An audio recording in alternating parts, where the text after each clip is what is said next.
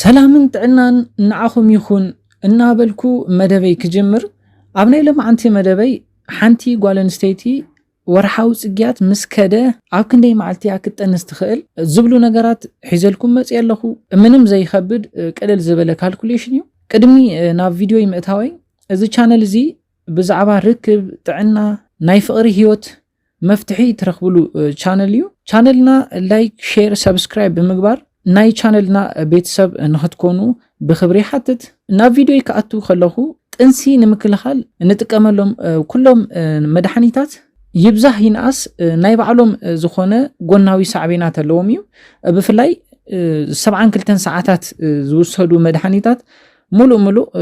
ክትገድፍዎ ወይ ክትስርዝዎ ዝግበአኩም ዓይነት መድሓኒት እዩ ካልኦት ዓይነት መድሓኒታት እውን ንኽትጥቀሙ የዝሕብረልኩም 72 ሰዓታት መድሓኒት ክውገድ ዝግበኦ ዓይነት መድሓኒት ናይ ባዕሉ ዝኾነ ሳዕቤናት ኣለዎ እዩ ስለ ዝኾነ ኣብ ናይ ሎማዓንቲ መደብና ብተፈጥራዊ መንገዲ ጥንሲ ከመይ ክንከላኸሎ ንኽእል ዝብሉ ነገራት ሒዝናልኩም ኣለና ኣብዚ ፕሮግራሚ ብካልኩሌሽን ክንዲ ቅልል ዝበለ ካልኩሌሽን ኢና ንሪኦ ምንም ዝተወሳሰበ ዓይነት ኣይኮነን ኣብ ናይ ሎማዓንቲ መደበይ 4 ናይ ወርሓዊ ጽግያት ኣፈላልያት ክንርኢና ሓንቲ ጓል ኣንስተይቲ ጥዕንኡ ዝተሓለወ ወርሓዊ ጽግያ ሪኣ ንብላ በብክንደይ መዓልቲ ኣፈላላይ እንተሪኣ እዩ ዝብል ክንርኢ ተለና ተቐዳማይ ጉዳይና ሓንቲ ጓል ኣንስተይቲ ካብ 24 እስካብ 35 መዓልቲ ብዘሎ ኣፈላላይ እንተሪኣ ጥዕንኡ ዝተሓለወ ወርሓዊ ጽግያ ሪኣ ክንብል ንኽእል ኢና ምክንያቱም ሓንቲ ጓል ኣንስተይቲ ብ24 ክኾን ይኽእል 26 28 35 እስካብ 35 ብዘሎ ውሽጢ ወርሓዊ ጽግያ ተሪኣ ጥዕንኡ ዝተሓለወ ወርሓዊ ጽግያ ክንብሎ ንኽእል ኢና ማለት እዩ ንኣብነት ሎማዓንቲ ጥሪ 1 እዩ ኢልና እንተሓሲብና ድሕሪ 24 እዚ ማለት ጥሪ 25 ይኾነልና ኣሎ እንተሪኣ ዛዕባ ዓዝያ ጥዕንኡ ዝተሓለወ ወርሓዊ ጽግያ ሪኣ ክንብል ንኽእል ኢና ካሊእ ኣብነትና ሎማዓንቲ ጥሪ 1 እዩ ኢልና እንተሓሲብና ድሕሪ 26 መዓልቲ እዚ ማለት ከዓ ጥሪ 27 እንተሪኣ ዛዕባ ዓዝያ ጥዕንኡ ዝተሓለወ ወርሓዊ ጽግያ ሪኣ ክንብል ንኽእል ኢና ማለት እዩ ስለዚ ጥዕንኡ ዝተሓለወ ወርሓዊ ጽግያ ካብ 24 እስካብ 35 መዓልቲ ብዘሎ ኣፈላላይ ሓንቲ ጓል ኣንስተይቲ እንተሪኣ ጥዕንኡ ዝተሓለወ ወርሓዊ ጽግያ ንብሎ ኢና ማለት እዩ እዚ ምስ በልና ነዚ ካልኩሌሽንና ንምስራሕ ዘድልዩ ሓሳባት እንታይ እዮም እንተኢልና በብክንደይ መዓልቲ ኣፈላላይ እያ ወርሓዊ ጽግያ ትርኢ ዝብል ተቐዳማይ ዘድልየና ነገር እዩ ንኣብነት 24 26 28 35 ክኾን ይኽእል ዝተፈላለዩ ከም ሓንቲ ጓል ኣንስተይቲ ናብ ሓንቲ ጓል ኣንስተይቲ ዝተፈላለዩ ዓይነት መዓልትታት ክኾን ይኽእል እዩ ማለት እዩ ስለዚ ክንፈልጦ ዝግበአና ተቐዳማይ በብክንደይ መዓልቲ ኣፈላላይ ሓንቲ ጓል ኣንስተይቲ ወርሓዊ ጽግያ ትርኢ ዝብል እዩ እቲ ካልኣይ ክንፈልጦ ዝግበአና ጉዳይ ድማ ሓንቲ ጓል ኣንስተይቲ ወርሓዊ ጽግያ ምስ ረኣየት ንክንደይ መዓልቲ ይጸንሕ ዝብል ጉዳይ እዩ ወርሓዊ ጽግያ መጽኡ ክንደይ መዓልቲ ይጸንሕ ዝብል ጉዳይ ከዓ እቲ ዋናይ ዘድልየና ጉዳይ እዩ ማለት እዩ 2 መዓልቲ ዝጸንሕ እንተኮይኑ እዚ ወርሓዊ ጽግያ ጥዕንኡ ዝተሓለወ እዩ ኮይኑ ግን ካብ 8 እስካብ 9 መዓልቲ ካብ 8 እስካብ 9 መዓልቲ ብዘለዉ ዝጸንሕ እንተኮይኑ ግን እዚ ወርሓዊ ጽግያ እዚ ጥዕንኡ ዝተሓለወ ወርሓዊ ጽግያ እዩ ክንብሎ ይንኽእልን ትኽክለኛ ዝኾነ ወርሓዊ ጽግያ ካብ 1 መዓልቲ እስካብ 7 መዓልቲ ብዘሎ ውሽጢ መጽኡ ዝኸይድ እንተኮይኑ ትኽክለኛ ወይ ጥዕንኡ ዝተሓለወ ወርሓዊ ጽግያ ክንብሎ ንኽእል ኢና ስለዚ ኣብዚ ክልተ ወሰንቲ ጉዳይ ሪኢና ኣለና እቲ ቀዳማይ እንታይ እዩ በብክንደይ መዓልቲ ኣፈላላይ ትርኢ ዝብል እዩ እቲ ካልኣይ ጉዳይና እንታይ እዩ መጽኡ ክንደይ መዓልቲ ጸኒሑ ይኸይድ ዝብል ጉዳይ እንተፈሊጥና ነዚ ካልኩሌሽንና ወሳንቲ ክልተ ነገራት እዮም ማለት እዩ ኦኬ እዚ ምስ በልና ሎማዓንቲ ኣቀዲመ ከም ዝነገርኩኹም 4 ናይ ወርሓዊ ጽግያ ኣፈላላያት ክንርኢና እዚኦም ከዓ ዕለት በብ 24 26 28 ከምኡውን 35 መዓልቲ ኣፈላላይ ንዝመፃ ጓል ኣንስተይቲ ክንሰርሕ ኢና እቲ ቀዲሙ ንረኽቦ ሓንቲ ጓል ኣንስተይቲ በብ 24 መዓልቲ ኣፈላላይ እያ ትርኢ ንብል እንተኮይና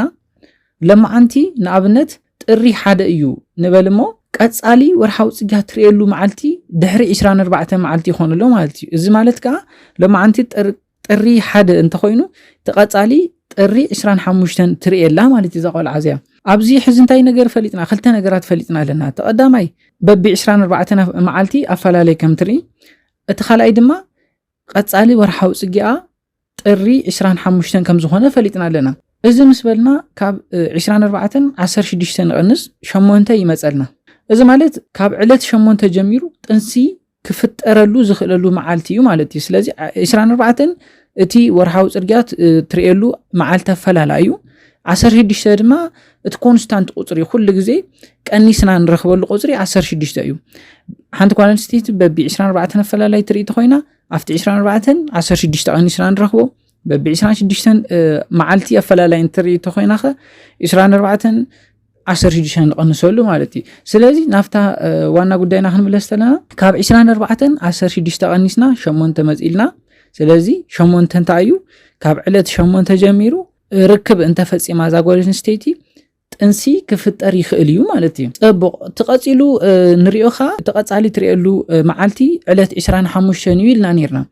ካብ ዕለት 25 ክልተ መዓልቲ ንቕንስ ካብ ዕለት 25 ክልተ መዓልቲ ክንቅንስ ተለና 23 ይመፀልና ማለት እዩ ስለዝኾነ እዛ ቆልዓ እዚኣ ካብ ዕለት 8 ቀዲምና ቀኒስና ዝረኸብናዮ ማለት እዩ ካብ ዕለት 8 ክሳብ ዕለት 23 ጥንሲ ክትሕዘሉ ትኽእለሉ መዓልትታት እዮም ማለት እዩ ካብ ዕለት 8 እስካብ 23 ጥንሲ ትሕዘሉ መዓልትታት እዮም ብፍላይ ድማ ዕለት 8 9 ከምኡውን 10 ብዝለዓለ መጠን ጥንሲ ክትሕዘሉ ትኽእለሉ መዓልትታት እዮም ማለት እዩ 8 9 10 ብዝለዓለ መጠን ክትሕዘሉ ጥንሲ ክትሕዘሉ ትኽእለሉ መዓልትታት እዮም ማለት እዩ እዛ ቆልዓ እዚኣ ጥሪ 1 እስካብ ጥሪ 7 ጥንሲ ዘይክትሕዝ ትኽእል እያ ሓሲብና ዝረኸብናዮ ቁጽሪ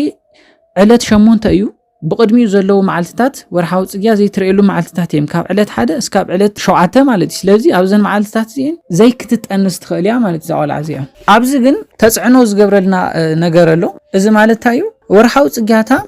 መጺኡ ክንደይ መዓልቲ ይጸንሕ ዝብል እዩ መጺኡ ዝወርሃዊ ጽግያት መጺኡ ክንደይ መዓልቲ ይጸንሕ ክንርኢ ተለና ኸታ እዩ ንኣብነት መጺኡ ኣብዛ ቆልዓ እዚኣ ወርሃዊ ጽግያታ መጺኡ ክልተ መዓልቲ ይጸንሕ እንተኾይኑ ጥሪ 1 ይጅምረሎ ማለት እዩ ጥሪ 1 ንኣብነትና ማለት እዩ ጥሪ 1 እንተጀሚሩ ክልተ መዓልቲ ጸኒሑ ጥሪ 1 ክልተን ጸኒሕሎ ማለት እዩ ስለዚ ካብ ጥሪ 3 እስካብ ጥሪ 7 እንታይ ኣሎ ማለት እዩ ወርሃዊ ጽግያት ዘይብሉ መዓልትታት እየን ማለት እዩ ስለዚ ካብ ዕለት 3 ጥሪ እስካብ ዕለት 7 ጥሪ ዋላ እኳ ርክብ እንተገበረት ጥንሲ ዘይክትሕዘሉ ትኽእለሉ መዓልትታት ካብ ዕለት 3 እስካብ ዕለት 7 ዘለዋ እየን ማለት እዩ ኮይኑ ግና ዛ ቆልዓ እዚኣ ወርሃዊ ጽግያታ 7 መዓልቲ ዝጸንሕ እንተኾይኑ 7 መዓልቲ እንተጸኒሑ ካብ ጥሪ 1 እስካብ ጥሪ 7 መዓልቲ ይወስደሎ ማለት እዩ ስለዚ ዕለት 8 ጀሚሩ እስካብ ዕለት 23 ጥንሲ ክትሕዘሉ ትኽእለሉ መዓልትታት እየን ኢልና ስለዝነበርና ካብ ዕለት 8 እስካብ ዕለት 23 ክትሕዝ ትኽእል እያ ማለት እዩ እዚ እስካብ ሕዚ ዝረኣናዮ በቢ 24 መዓልቲ ኣፈላላይ ንትርኢ ጓል ኣንስተይቲ እዩ ኣብዚ ክትርስዕዎ ዘይብልኩም ኩሉ ግዜ 16 መዓልቲ ክንቅንስ ከም ዘለና እዩ ሕዚ 24 ኣፈላላይ ትርኢ ጓል ኣንስተይቲ ኮይና 16 ኢና ንቐንሰሉ ብ28 ኣፈላላይ ትርኣይ እውን 16 ኢና ንቐንሰሉ ስለዚ 16 ኮመን ቁጽሪ እያ ማለት እዩ ኩሉ ግዜ ንቕንሳ ቁጽሪ 16 እያ ማለት እዩ ቀጺሉ ንሪኦ በቢ 26 መዓልቲ ኣፈላላይ ንትርኢ ጓል ኣንስተይቲ እዩ ለማዓንቲ ቀዲመ ከም ዝረኣኹ ኣብነትና ዕለት ጥሪ 1 እዩ ኢልና ኣለና ለማዓንቲ ጥሪ 1 እዩ እንተልና ቀጻሊ ወርሃዊ ጽግያ ትሪኤሉ ዛ ቆልዓ እዚኣ መዓዝ እዩ ማለት እዩ ድሕሪ 26 መዓልቲ እዚ ማለት 27 ጥሪ እዩ ማለት እዩ ስለዚ ኣብዚ እንታይ ፈሊጥና ኣለና በቢ 26 መዓልቲ ኣፈላላይ ከም ትርኢ ማለት እዩ እቲ ካልኣይ እንታይ ፈሊጥና ኣለና ተቐጻሊ ወርሃዊ ጽግያታ መዓልቲ 27 ጥሪ ከም ዝኾነ ማለት እዩ ስለዚ አንቶ ከም ዝበልክዎ 16 ኮመን ቁጽርና እዩ 26 ክቅነስ 16 ንገብር ኣለና ማለት እዩ ስለዚ እንታይ ይመፀልና 10 ይመፀልና እዛ ቆልዓ እዚኣ 10 ጀሚራ ጥንሲ ክትሕዝ ትኽእል እያ ማለት እዩ ካብ ዕለት 10 ጀሚራ ጥንሲ ክትሕዝ ትኽእል እያ ቀጺሉ ንርገብሮ ተቐጻሊ ወርሃዊ ጽግያታ ትሪኤሉ መዓልቲ which is ዕለት 27 ማለት እዩ እንታይ ንገብር ክልተ መዓልቲ ንቐንሰላ ኣቐዲሜ ከም ዝረኣናዮ ኤግዛምፕል ማለት እዩ እንታይ ይመፀልና ዕለት 25 ይመፀልና ስለዚ እዛ ቆልዓ እዚኣ ካብ ዕለት 10 ቀድም ኢልና ካልኩሌት ገይርና 16 ቀኒስና ዝረኸብናዮ ዕለት 10 እዩ ሕዚ ቀኒስና ዝረኸብናዮ 2 ቀኒስና ዝረኸብናዮ ኸ ዕለት 25 እዩ ስለዚ እዛ ቆልዓ እዚኣ ካብ ዕለት 10 እስካብ ዕለት 25 ብዘለዉ መዓልትታት ጥንሲ ክትሕዝ ትኽእለሉ معلتات يوم يبهلو مالتي سلازي بفلاي دما ألات عسرت عادن عسرت غلطن بزلعاله متن تنسي كتحزلو تخللو معلتات ينزن سلستين مالتي سلاز خونا كابزن كلن معلتات وصاي زخونا زن كاب علت حاده اسكاب علت تشعته زلو انت اين تنسي زي فطر لهم معلتاتين تنسي كفطر زي خللو معلتات نابنت ورحاو صقياتا